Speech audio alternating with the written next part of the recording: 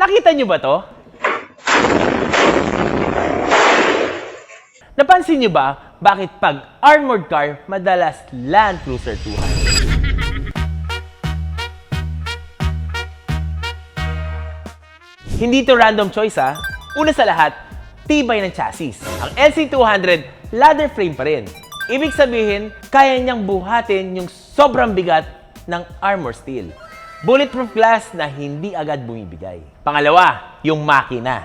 Yung V8 diesel nito, hindi lang malakas.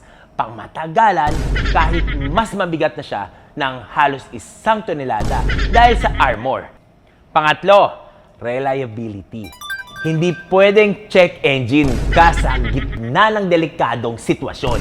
Ang LC200 kilala sa start and go kahit mainit, kahit ilang oras ka pang umaandar. Pang-apat, comfort at space.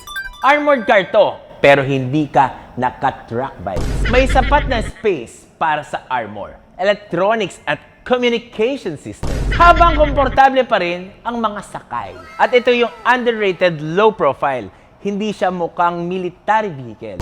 Mukha lang siyang normal na SUV, pero handa sa worst case scenario. Kaya ang tanong, kung kotse na ang pinag-uusapan, ay proteksyon, tibay, tiwala, magugulat ka pa din kung bakit Land Cruiser 200 ang pinipili.